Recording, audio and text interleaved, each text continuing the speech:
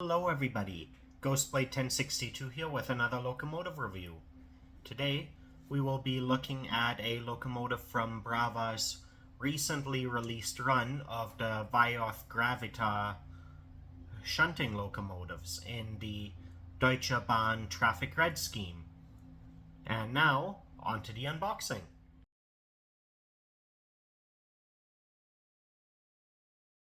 Alright, taking a look at the box. The Brawa box consists primarily of a solid yellow sleeve with very little information on the actual box. There is some information on the back, however, including a little bit of detail about Brawa. We have a product barcode on the back here, as well as Brawa's contact information and an age restriction warning. And then on either end of the box we have a little bit of product detail. This is Brawa product ID 70106. It is a diesel locomotive of the Voith Gravita line, class 265 from the Deutsche Bahn AG. And it is road number 9280-1265-009-1.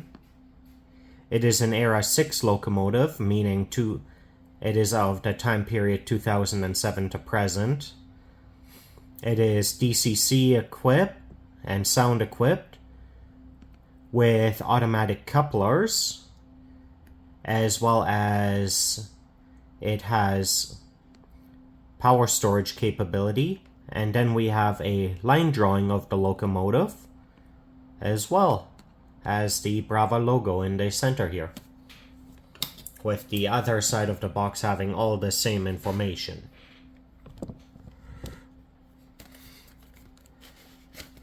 Now, pulling off the outer sleeve, we get our first look at the locomotive inside of its clamshell.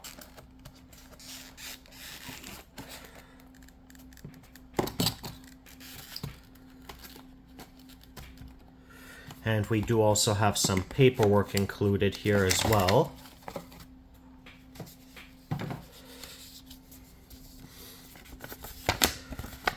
Starting with our operating instructions. We have a CV chart, analog operation, DCC operation, CVs,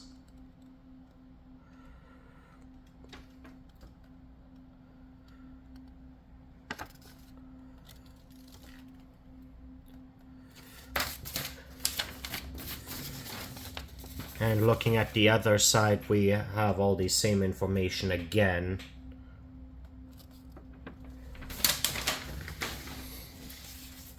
And then also included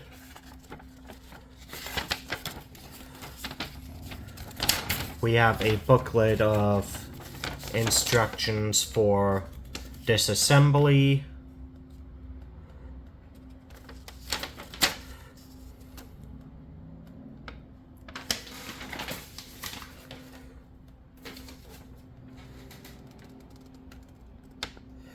as well as more CV instructions. We have our function list here, as well as an exploded diagram.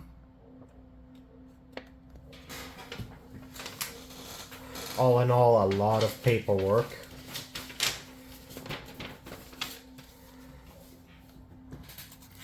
But onto the packaging that the locomotive is in. On the side here, we have a little baggie that contains some brake line detailing, as well as prototypical couplers, and then our standard loop couplers.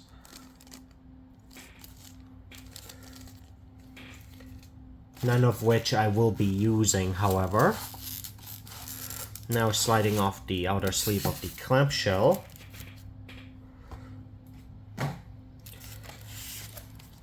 I can pop it open here, which will give me access to the locomotive. And right off the bat, it is very, very heavy, which is going to make for an amazing puller.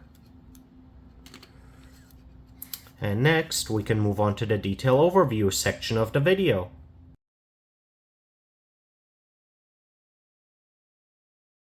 Time to take a closer look at this locomotive. Starting at the head end of the locomotive here, curving around and underneath the buffers, we have our support detailing here, going right underneath the buffers, which, if we look at them from the side here, are indeed sprung buffers. And in between the buffers here, we have our coupling hook. And just above the buffers, sitting on top of the buffer beam, we have our directional lighting, as well as high beams, with our white handrails going around and over top.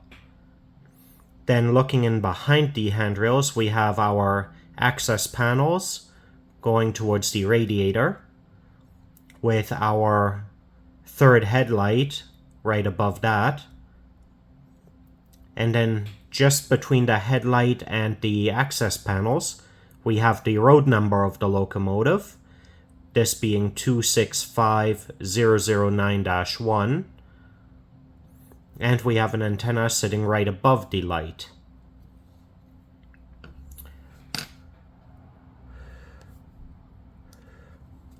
Moving on to the side, we have our separately fitted steps, which are see-through etched plastic that go up to the walkway on either side of the locomotive.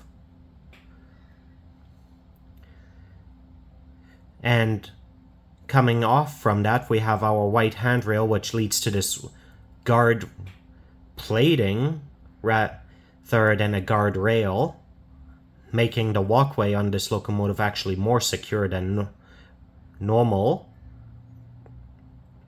At the front of the plating here, we have the locomotive type, this being a Gravita 15LBB, this being the most powerful variant of the Gravitas.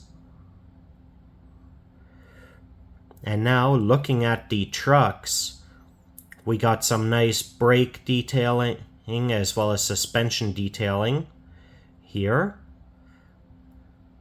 Very, very well done. In behind the guard plating here, we also see various access panels with molded in hinging, as well as doorknob detailing.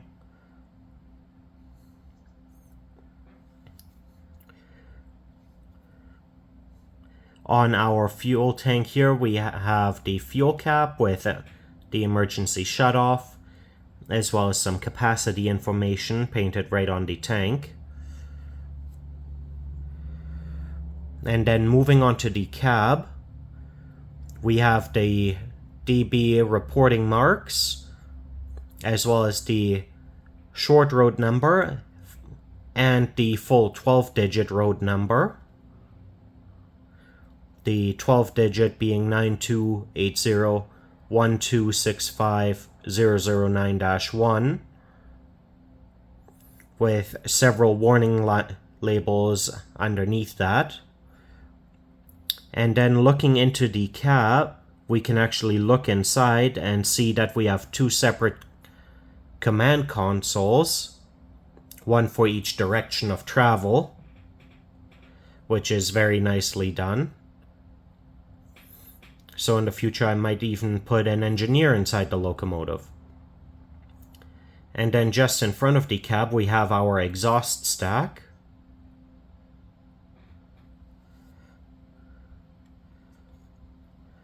And if we turn the locomotive a bit, we can see our door going into the cab with a separately colored door handle. And then looking at the back here, we see our separately fitted windshield wiper for the rear window. As well, we again have our guard plating and handrail. We have our edged plastic steps and our various access panels. On the rear of the locomotive, we again have our coupling hooks in between the buffers. We have our yellow supports here. And again, we have our sprung buffers. We have our directional light aiding in our typical triangular configuration with an antenna sitting right above the center top tail light.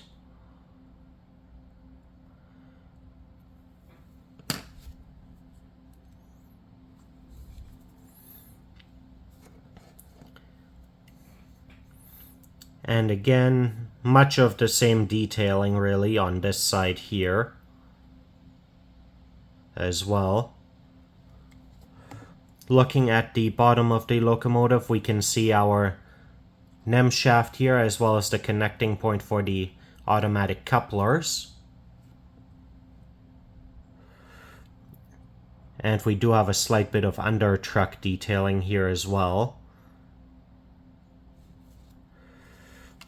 And then looking at the top of the locomotive, on the roof we have several antennas. We can also see right into the smokestack. And on either side of the cab we have our 2 chime horns. And then moving forward to the right above the radiator on the long hood, we have our etched plastic grills which we can see through to see the radiator blades.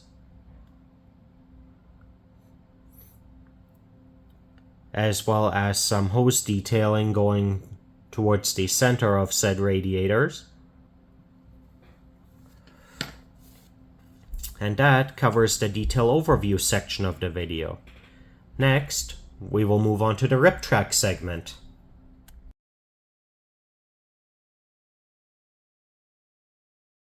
Welcome to the rip track segment of the video. Here, to start off with, we will be verifying the wheel gauge on the locomotive, followed by swapping the couplers over to KD number 19s. So, starting on the lead truck, axle 1 is good, as is axle 2.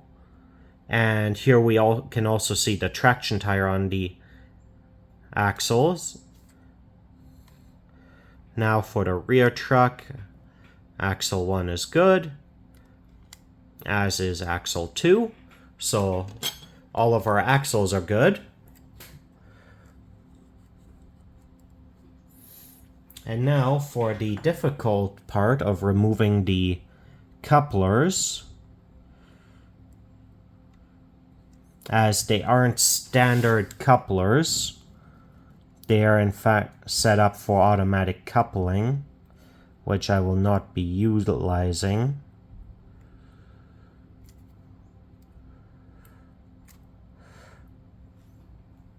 So we actually have a 2-piece extended coupler, which I will have to be careful not to lose the pieces for.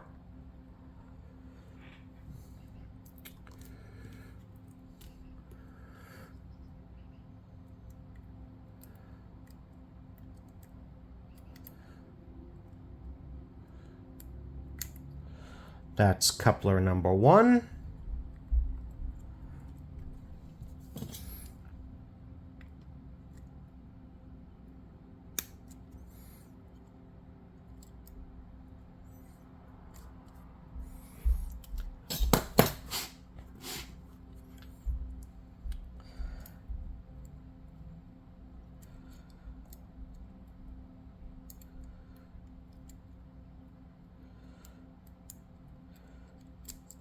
And coupler number 2. And now we just need to verify our coupler height.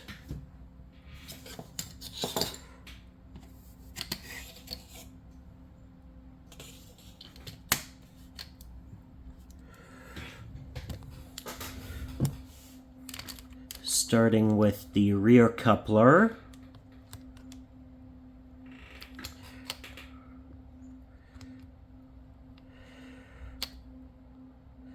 The rear coupler is sitting very low.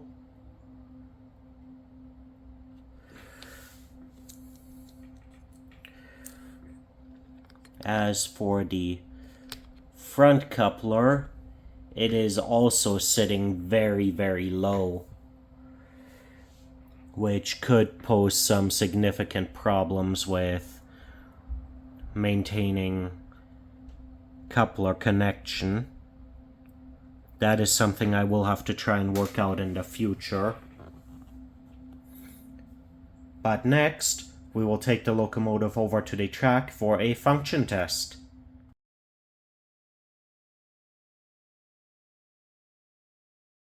Time to begin our function test. To start, we are going to check the slow speed on the locomotive. I have it set up for 128 speed steps, so let's see how it moves at speed step 1.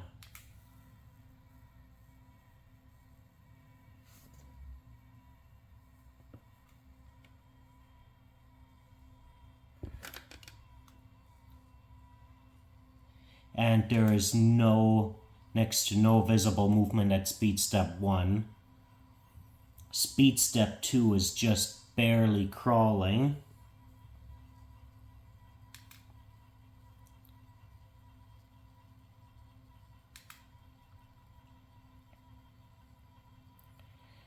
It's at speed step 4 that we start to get any noticeable movement.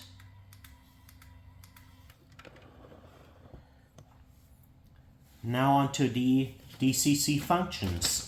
Starting with function 0, the directional lighting.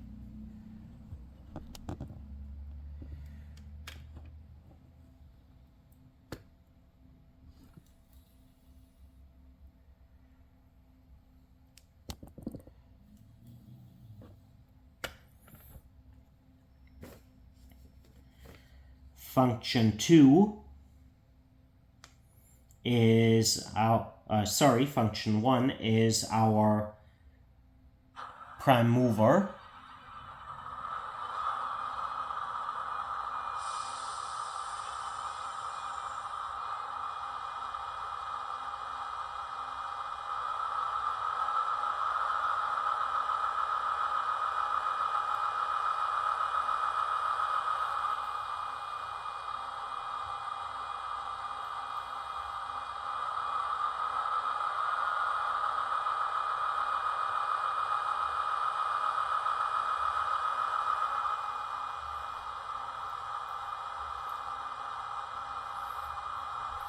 Function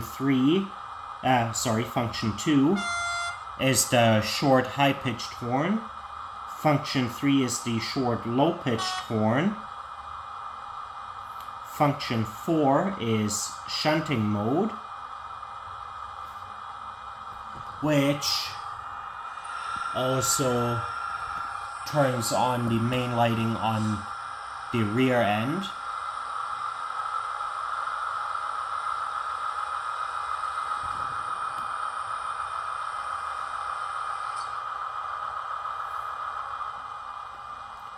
Function 5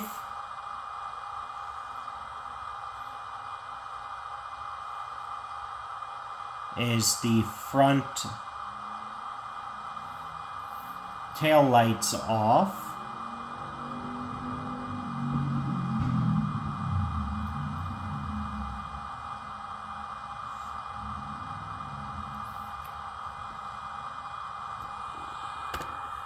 And function 6 is the rear tail lights off.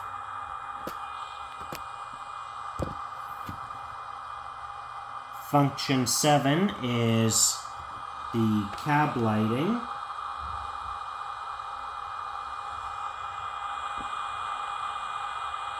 which is very subtle.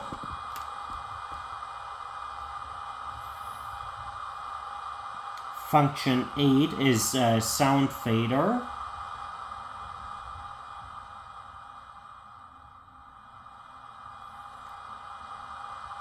Function 9 is the high beams. So as we see, we have a nice warm yellowish light right now. Turning on the high beams, we get a bright white light. And it is directional as well.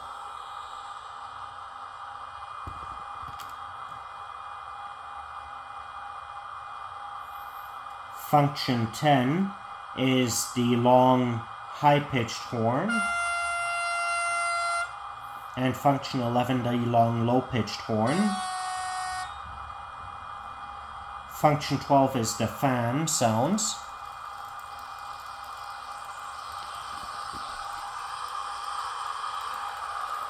And it is hard to tell, but we also have rotating fan blades.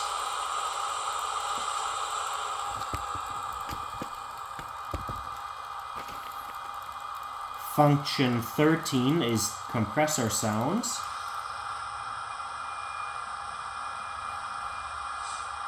And function 14 is brake squeal.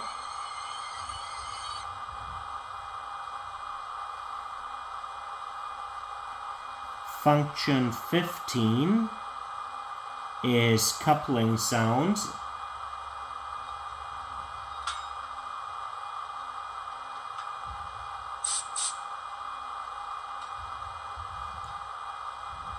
Function 16 is cab door sounds.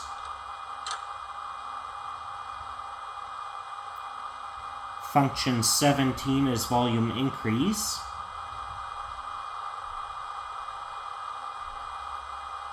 Function 18 is volume decrease.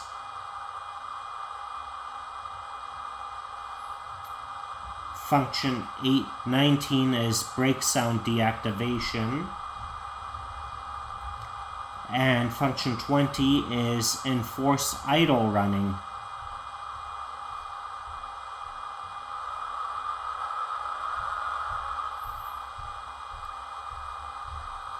And that covers our functions for the locomotive.